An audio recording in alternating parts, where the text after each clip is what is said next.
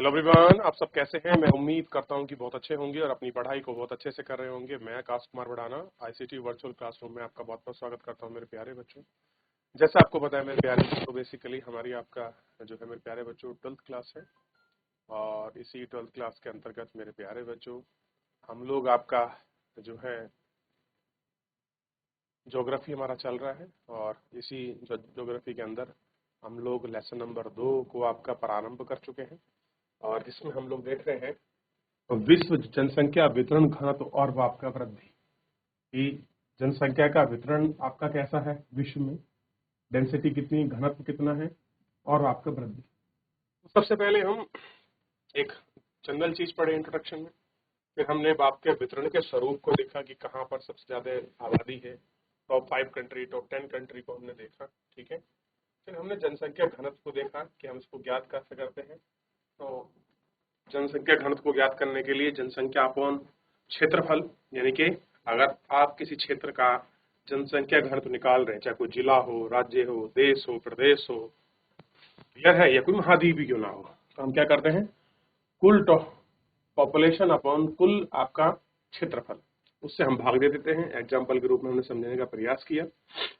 उसके बाद हमने एक सारणी देखी कि किस महाद्वीप में कितना आपका जनसंख्या घनत्व, क्लियर है। तो हमने क्या प्रयास किया देखने का कि द्वीप में कितना आपका जनसंख्या घनत्व है, ये हमने देखा। उसको देखने के बाद हमने बात करी जनसंख्या के वितरण को, जल की उपलब्धता। हमने देखा ज्योग्राफिकल आपके फैक्टर में पॉपुलेशन कहाँ पे निवास करती है, जहां पर पानी की उपलब्धता अच्छी हो। पानी से जुड़ी बहुत सारी चीजें हैं, क्योंकि अगर आपका पानी अच्छा है, पानी की उपलब्धता है, तो लोगों के लिए वो आपके बसावट को लोग अपने वहां आपका रहने को प्राथमिकता देते हैं।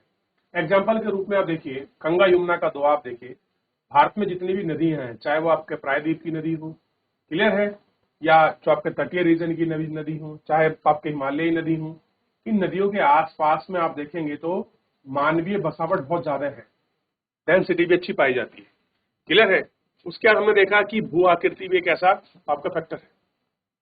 भू आकृति का मतलब ये है आप कहाँ पर रह रहे हैं, पर्वत में रह रहे हैं, आप पठार में रह रहे हैं, आप किसी मरुस्थल में रहते हैं, या किसी और क्षेत्र में आप निवास कर रहे हैं, आप ठंडे क्षेत्र में रह रहे हैं, आप गर्म क्षेत्र में रह रहे हैं, ये सारे कुछ जो है हम इसमें डिपेंड करते हैं, क्लियर है। ऐसा ही है आपका क्लाइमेट का फैक्टर, जलवायु। अब अगर आप बहुत ज्यादा गर्म क्षेत्र में नहीं रह सकते और बहुत ज्यादा आपके ठंडे क्षेत्र में, यानी को आपको रहने के लिए विषम परिस्थिति की जरूरत नहीं है, सम परिस्थितियों की आवश्यकता होती है। ये इसमें दिखाने का प्रयास किया गया है और यही इसमें बताने का प्रयास किया गया, क्लियर है। मृदा क्या है, ये मृदाएं हमको आपका देखनी होती है, क्लियर है। इन सारे चीजों को हम लोग गौर करके एक एक करके आपका देखेंगे, क्लियर है कि आपकी मृदा क्या होती है। सॉरी, मृदा भी, यानी कि ज्योग्राफिकल फैक्टर में मृदा भी फैक्टर है। आप देखिए, आप बंगाल के रीजन को देखिए, आप जो हमारा गंगा का जो आपका पैलाइन है, जो आपका तराई क्षेत्र है, वहां पर देखिए, वहां पर जो आपकी जनसंख्या है वो अधिक निवास करती है। वहीं आप आपका रेगिस्तान को देखिए, थार के मरुस्थल को देखिए, वहां पॉपुलेशन कम निवास करती है तुलनात्मक रूप से किसके, जहां पर एक क्षेत्र में आपको गिरवाए हैं, क्लियर है। ऐसे ही है एक फैक्टर और है जिसको हम लोग आपका देखेंगे, वो फैक्टर है आर्थिक कारक। आर्थिक कारक में देखिए खनिज और नगरता को हम लोग देख रहे हैं, जहां पर खनिज की प्रधानता है वहां पर क्या होती है, जनसंख्या अधिक पाई जाती है। अब आप देखिए, हो सके तो आप जहां पर नालको बालको, ये जो आपकी स्टील फैक्ट्री लगी है झारखंड में, छत्तीसगढ़ में, उस क्षेत्र में देखिए आप लोग, क्योंकि वहां से क्या होता है, कॉपर, बॉक्साइड, बिहार के जो झरिया वाला इलाका है, वहां से क्या निकलते हैं, आपके माइनिंग होती है। किसकी माइनिंग होती है, कहीं से कोयला निकलता है, कहीं से अपरक निकलता है, कहीं से मैग्नीज निकलता है। ऐसी कर्नाटक में आपकी एक जगह है, गोल्ड निकलता है, ठीक है, वो है कुद्रेमुंह, ठीक है। छत्तीसगढ़ का आपका सिंह भूमि जिला है, वहां से निकलता है। राजस्थान में जो है आपका जस्ता और आपका सीसा निकलता है, क्लियर है, जावर की खान से। तो बहुत सारी ऐसी जगह हैं जहां पर आपका खनिज पदार्थ की प्रधानता होने की वजह से वहां पर भी पॉपुलेशन डेंसिटी घनत्व या ज्यादा आपकी जनसंख्या पाई जाती ऐसे एक फैक्टर है आपका शहर, नगरीकरण। आप देखिए लोग शहरों की तरफ बढ़ते हैं, जैसे लोगों के पास कुछ अच्छा इनकम हो जाए। आप है, आज आप गांव में रह रहे हैं, कल आपकी जॉब लग जाए, कोई आईएएस, कोई पीसीएस, कोई डॉक्टर, कोई टीचर, कोई इंजीनियर, कोई साइंटिस्ट बन जाए, क्लियर है, तो उसकी पहले प्राथमिकता क्या होगी कि भाई अब हमारे पास अच्छा आर्थिक स्थिति है, चलिए हम किसी शहर में जाके छोटा सा अपना मकान या बड़ा सा एक मकान प्लॉट लेते हैं, वहीं रहेंगे। क्यों रहेंगे? हमें अपने बच्चे पढ़ाने हैं, हेल्थ की सुविधा वहां मिलेगी, सारी फैसिलिटी वहां है, आने जाने की सुविधा है। मान लो हमारी जॉब आपकी दिल्ली बंबई कहीं भी है तो हम आ सकते हैं अपने घर आसानी से, क्लियर है। तो इसलिए भी नगरीकरण आपका बढ़ रहा है। तो हमने एक कारण देखा कि भैया क्या कारण है कि आपका ऐसी चीजें हो रही हैं, वो सब हमने जानने का प्रयास किया कि भैया जनसंख्या को प्रभावित करने वाले फैक्टर में ये फैक्टर कितना रोल प्ले करते हैं, ये भी हमने देखा। अच्छा, एक फैक्टर और है जो इंपॉर्टेंस है, इंडस्ट्री में भी आप देख लीजिए सेम ही चीज है। अब जहां इंडस्ट्री है वहां तो लोग जहां खनिज है वहीं आपकी इंडस्ट्री भी होगी, इससे कोरिलेटेड था। एक फैक्टर है बहुत इंपॉर्टेंट, इसको कहते हैं सामाजिक एवं सांस्कृतिक कारक। कहीं पर आप रह रहे हैं, आपका कल्चर आपका समाज नहीं मिलता तो आप वहां रहना पसंद नहीं करेंगे, लेकिन जहां पे आपका कल्चर और समाज मिलता है आप वहां रहेंगे, क्लियर है। बहुत बार आपका पॉलिटिकल चीजें भी होती हैं कि वहां राजनीतिक अस्थिरता है या सामाजिक ठीक नहीं है वहां रहने का परिवेश। एग्जाम्पल के रूप में देखिए, अगर किसी व्यक्ति को बोल दिया जाए कि आपको जो है आपको सीरिया में रहना है, इराक में रहना है, ईरान में रहना है, आपको लेबनान में रहना है, कौन रहेगा आतंकवादी संगठनों के पीछे? आदमी कहा सोचेगा कि भाई आप हमको यूएस भेज दीजिए, आप हमको अच्छे शहर कोई आपके जापान कनाडा भेज दीजिए, चाइना भेज दीजिए, क्लियर है, हम तभी हम वहां रहेंगे, क्लियर है। कौन सा स्कूल है? जी जी जी, सुल्तानपुर। आप सुन पा रहे बेटा? आपको समझ आ रहा है? जी जी ऐसी सुल्तानपुर, आपको समझ आ रहा है? एटलीस्ट अगर आप मुझे सुन पा रहे हैं, कुछ समझ आ रहा है, हाथ तो खड़ा कीजिए आप। जी जी ऐसी सुल्तानपुर। सुल्तानपुर के बच्चे तो बहुत अच्छे से आपके पढ़ते हैं, छोटे क्लास के बच्चे हो, चाहे 10th के हो, चाहे आपके 12th के हो। चलिए, तो ये सारे ऐसे कारक हैं जिनकी वजह से आपका देख सकते हो कि कहीं पर भी आपका जनसंख्या को प्रभावित करने वाले कारकों के रूप में आता है। अब हम अगले टॉपिक पर बढ़ते हैं, उसका नाम है जनसंख्या वृद्धि। अच्छा, जनसंख्या वृद्धि से आप क्या समझते हैं? अगर मैं आपसे पूछूं, आप क्या कहेंगे? जनसंख्या वृद्धि क्या अभिप्राय है, क्या मतलब है, क्या डेफिनेशन आप देंगे, या मुझे आप क्या समझाएंगे कि सर अगर मैं कहूं कि भाई जनसंख्या बढ़ रही है या अब आपका जनसंख्या बढ़ गई है, इसका मतलब क्या? क्लियर है?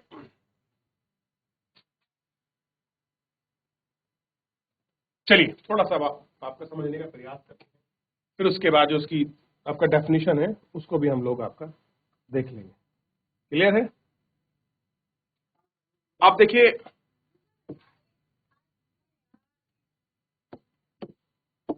बात कर रहे हैं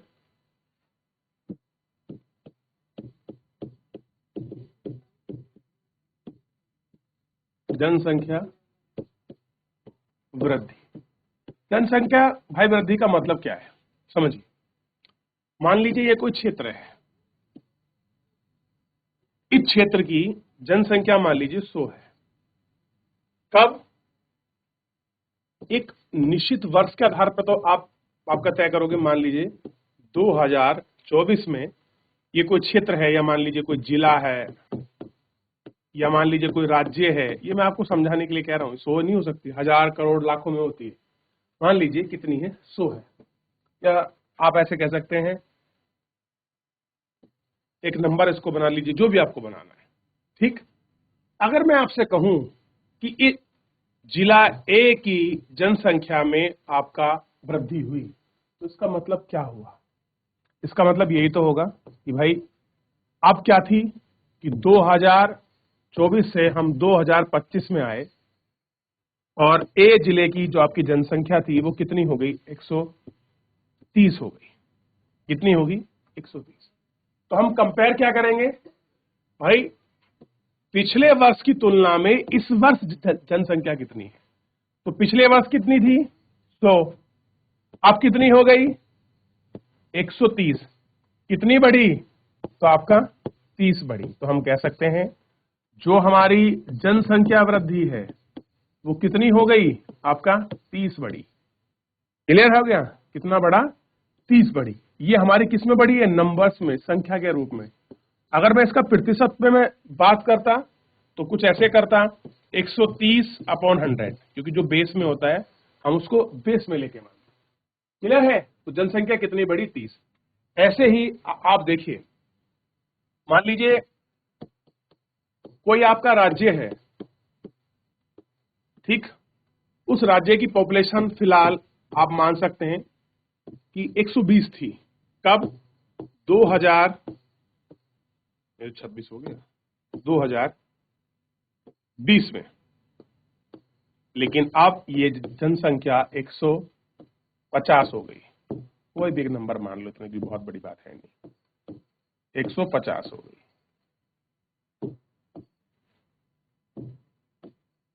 क्लियर हो गया?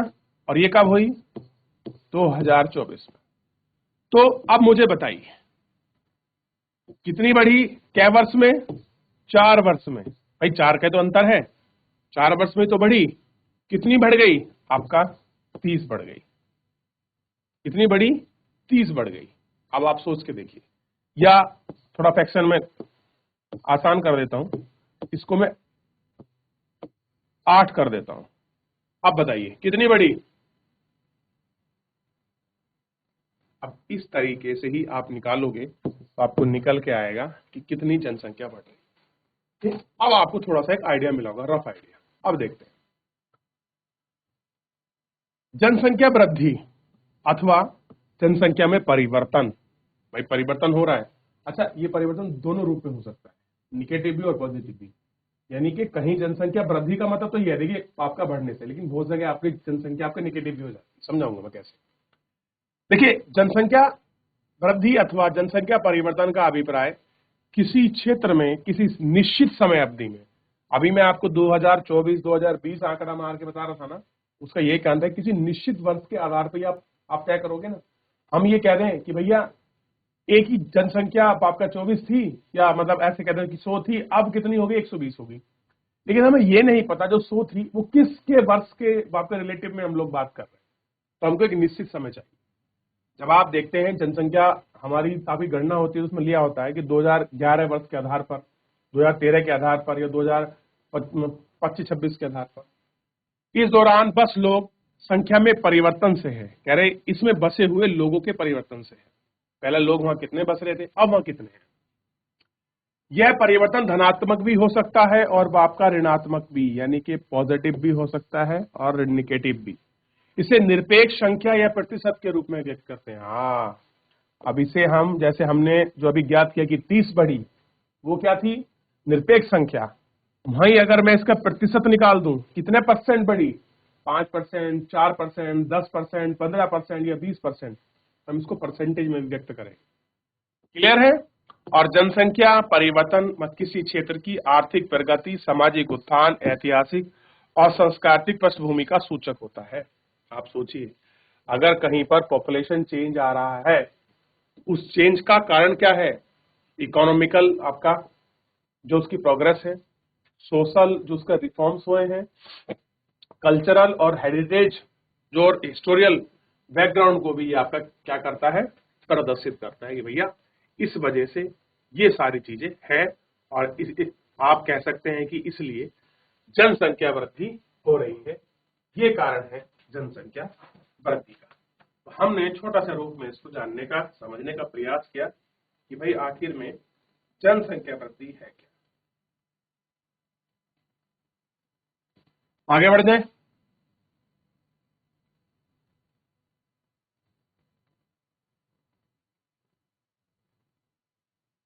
अब कह रहे हैं कि जनसंख्या भूगोल की कुछ आपकी मूलभूत संकल्पनाएं हैं, उनको थोड़ा सा आप लोग देख लेंगे। जैसे जनसंख्या वृद्धि किसको कहते हैं? समय के दो अंतरालों के बीच एक विशेष क्षेत्र में होने वाली जनसंख्या में परिवर्तन को जनसंख्या वृद्धि कहते हैं। कह रहे हैं दो समय अंतरालों के बीच किसी एक विशेष क्षेत्र में होने वाली संख्या परिवर्तन की वृद्धि कहा जाता है। उदाहरण के लिए हमें 2001 की जनसंख्या 10.70 करोड़ थी, 2011 में यह जनसंख्या 121.02 करोड़ है। इससे इसे घटाया जाए तो हमको पता लगेगा कि 18.15 करोड़ का वास्तविक पता चलेगा। अब कह रहे भैया कि 2001 में जो हमने जनसंख्या देखी थी वो कितनी थी, 102.70, और 2000 जब हमने 11 में देखी तो ये हो गई 121.02%। ठीक, हमने इन दोनों के इसमें घटाया, पता लगा 18.15%। इतनी ये है आपका करोड़ जनसंख्या वृद्धि।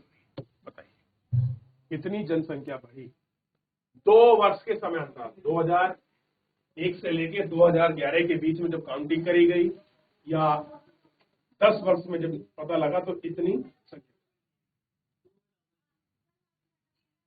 चलिए देख लिया, तो इस तरीके से आपका संख्या बढ़ती है। क्लियर है?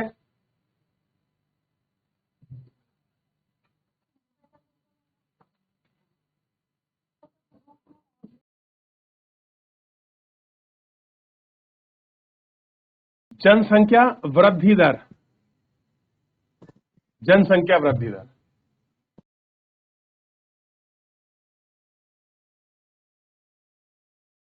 जीआईसी मैथागुट के सर, क्या आप हमें सुन पा रहे हैं? आपको हमारी आवाज सुनाई दे रही है? हमारी आवाज आपको? जीआईसी मैथागुट। जी सर, आवाज आ रही है। ठीक है, ठीक है। Audio video clear. एक बार थोड़ा सा आप पीछे जाइए और कैमरे को थोड़ा नीचे कर लीजिए आप, हल्का सा नीचे आप। ठीक है, ठीक है, ठीक है, ओके, ऑल गुड। अब देखिए, जनसंख्या वृद्धि दर की बात कर रहे हैं। जनसंख्या में परिवर्तन जो प्रतिशत में व्यक्त किया जाए, यानी कि जनसंख्या में परिवर्तन जिसको हम परसेंटेज में व्यक्त करते थे, वो क्या हो गया? दर। दर का मतलब होता है चेंज। दर का मतलब ही चेंज है, दर का मतलब ही आपका परसेंटेज है। ये आपको क्लियर होना चाहिए कि हम किस परसेंटेज की बात कर रहे हैं, कैसे परसेंटेज बन रहा है, क्या उसका है। क्लियर है? तो दर का मतलब परसेंटेज से है कि जनसंख्या परिवर्तन में जो आपका प्रतिशत परिवर्तन है। जैसे मान लीजिए 2001 में जनसंख्या कुछ थी, 2011 का जब हम दोनों का बैलेंस निकाला तो पता लगा 2001 से 2011 में पहुंचने के बाद जनसंख्या जो है 15% बढ़ी। ऐसे मान लीजिए ये कितनी बढ़ी? 15%। एक मैं एग्जाम्पल बता रहा हूं, रियल नहीं है।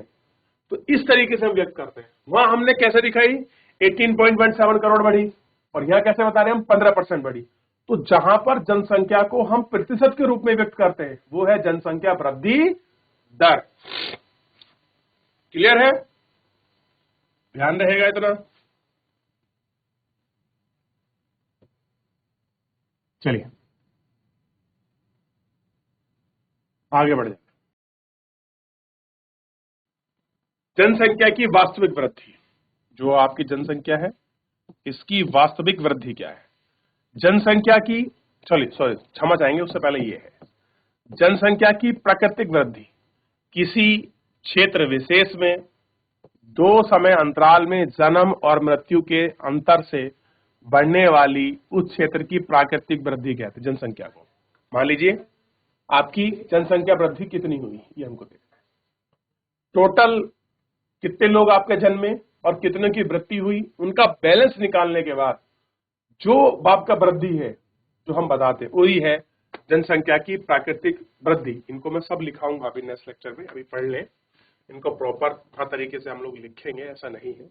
तो किसी क्षेत्र विशेष में दो समय अंतरालों में जन्म और मृत्यु के अंतर से ढूंढने वाली संख्या को उसके क्षेत्र में प्राकृतिक वृद्धि कहते हैं। ठीक, और प्राकृतिक वृद्धि ज्ञात करने के लिए प्राकृतिक वृद्धि इज इक्वल टू जन्म माइनस मृत्यु दर। भाई कितना जन्म हुआ उसमें डेथ रेट अगर आप लोग घटा दोगे तो क्लियर होगा, तो हमको पता चलेगा कि आखिर में कितना हुआ।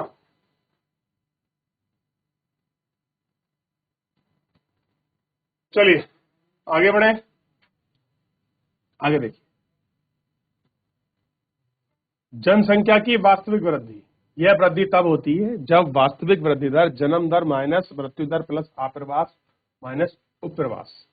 अगर आप रियल में आप जो है वृद्धि दर निकाल चाहते हैं रियल की, उसमें क्या करना पड़ेगा आपको कि जब वृद्धि होती है तब वास्तविक वृद्धि ज्ञात करने के लिए total birth rate minus death rate, कितने लोग बाहर से आए हैं कितने लोग बाहर गए हैं, उत्प्रवास अप्रवास को भी हम लोग देखेंगे, उसके आधार पर हम लोग ज्ञात करते हैं।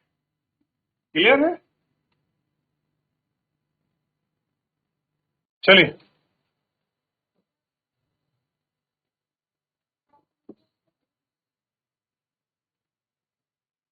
जनसंख्या की धनात्मक वृद्धि यह तब होती है जब दो समय अंतराल में जन्म दर मृत्यु दर से अधिक हो, यानी कि जन्म दर ज्यादा और बर्थ रेट कम हो, तभी तो ऐसा होगा। और जब अन्य देश के स्थायी के रूप में लोग वहां प्रवास करते हैं। जनसंख्या ऋणात्मक क्या होगी भाई, इसमें उल्टा हो जाएगा। यदि दो समांतरालों के बीच जनसंख्या कम हो गई है तो जनसंख्या ऋणात्मक वृद्धि कहते हैं। यह तब होती है जब जन्म दर मृत्यु दर से कम हो, यानी कि बर्थ रेट कम हो और डेथ रेट ज्यादा हो, तब होती है। या लोग वहां से स्थान से आपके चले जाए, तब भी हो सकती है। क्लियर है? ये आपको ध्यान रखना। चलिए तो मेरे प्यारे बच्चों, अभी हमने इतना पढ़ने का प्रयास किया। नेक्स्ट लेक्चर जब हमारा अभी होगा क्लास का, हम इसको पूरा अच्छे से नोट डाउन कर लेंगे। चलिए फिलहाल आज के लिए इतना ही, मिलते हैं अभी नेक्स्ट लेक्चर में।